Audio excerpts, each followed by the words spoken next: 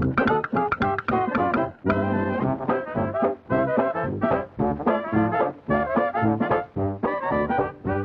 I'm Romy of English Rose Vintage and welcome to my channel. Today I've decided to do a short video on the construction of the Rosalind blouse, which is my first sewing pattern which I'm bringing to the market. Rosalind, as you can see here, is a peasant blouse with gathered top around the neckline and gathered shoulders, which can either be done via elastic or using ribbon. So I'm all cut out, I'm ready to start sewing, and I'm going to walk you through the process. Hope you enjoy! So here you can see I have right sides together of the front and back, and I'm pinning it at the side seams so that it's ready to sew.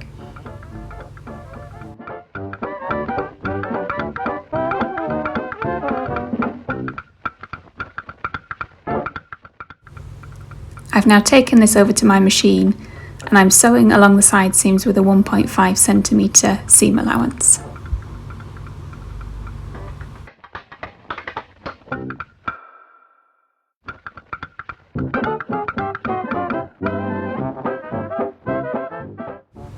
It's important now to finish all the raw edges of the side seams, as you can see that I'm doing here with my overlocker, as you will not be able to do this at a later stage.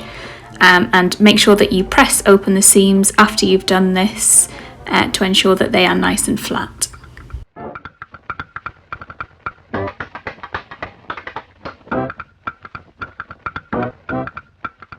Now moving on to the sleeves, so I'm sewing them here at the underarm seams.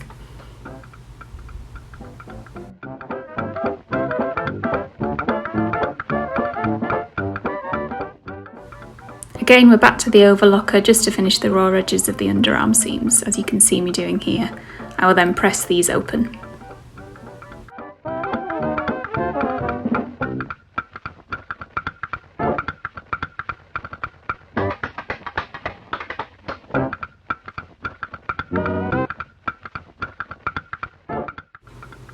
Next is on to pinning the underarm seams to the bodice, with right sides together, pinning them at the curved edges so that you can then sew along.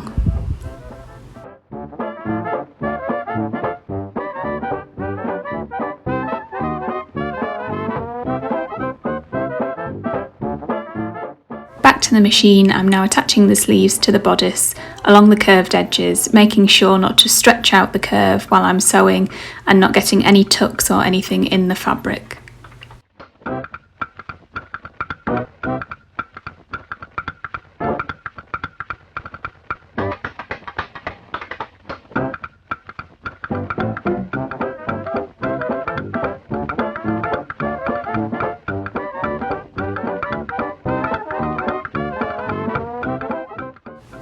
I'm here now finishing the raw edges of the underarm seams with both sides together and closing the seam completely.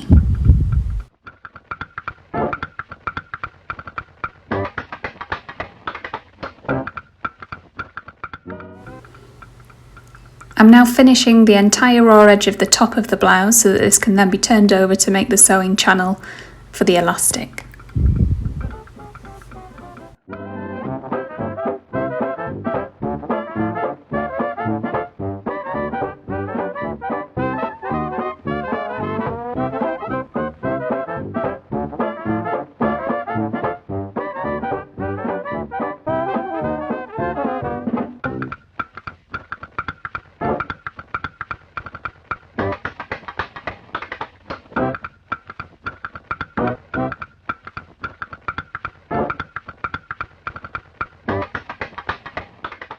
With a handy seam gauge or using a tape measure, measure under 1.5 centimetres and turn under the top end of the blouse and pin so that you can create your elastic or drawstring channel.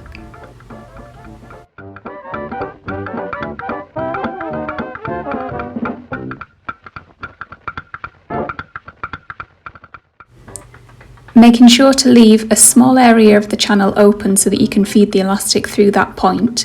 Sew along the entire top edge to create the elastic or drawstring channel.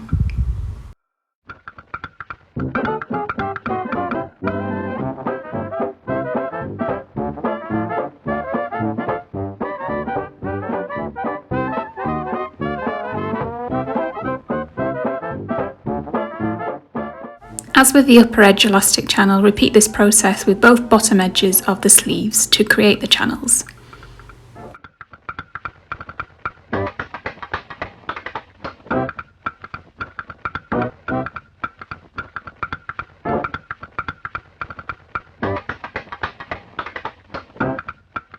Onto the waist elastic, measure around your waist and cut a length of elastic to the size you want it to be. Then you just need to attach both edges of the elastic with a zigzag stitch.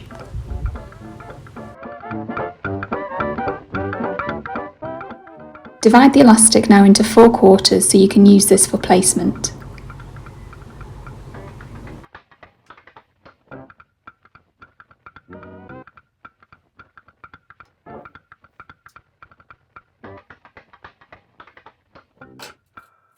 Matching your marked elastic to the centre fronts and side seams, pin the elastic along the waistline.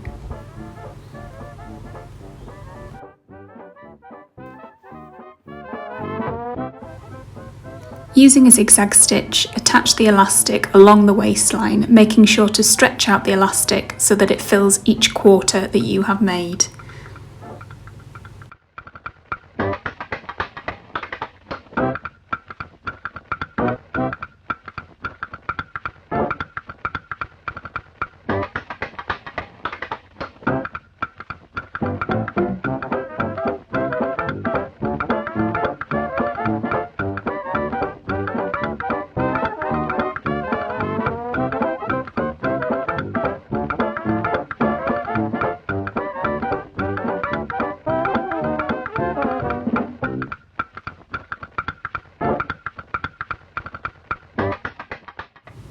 Onto the elastic for the top and for the sleeves.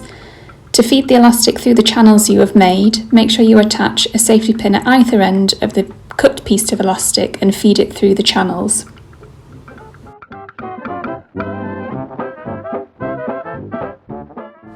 Pull the elastic right through so you have enough out so that you can attach both edges together.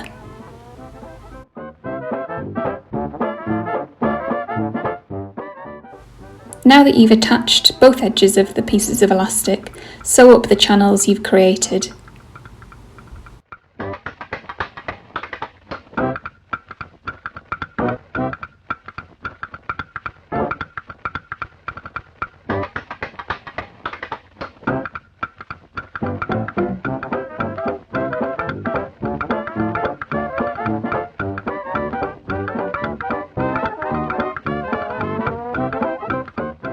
Finally, hem your Rosalind blouse in any which way that you would like. Here I've overlocked the edges, turned up the seam allowance 1.5 centimetres and done a simple running stitch.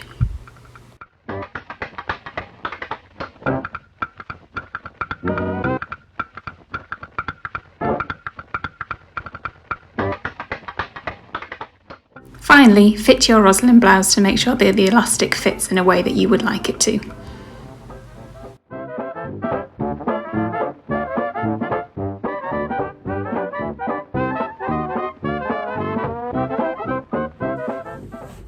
And there we have it, your finished Rosalind blouse. I hope you've enjoyed this video. I've really enjoyed doing this sew along. If you are interested in purchasing the pattern and have not purchased it already, you can find a link just below which will take you to my Etsy page. And if you could do a hashtag #ERRosalindTop or hashtag #RosalindTop for anything you post on Instagram, I'd love to see what you make. Thank you very much. Bye.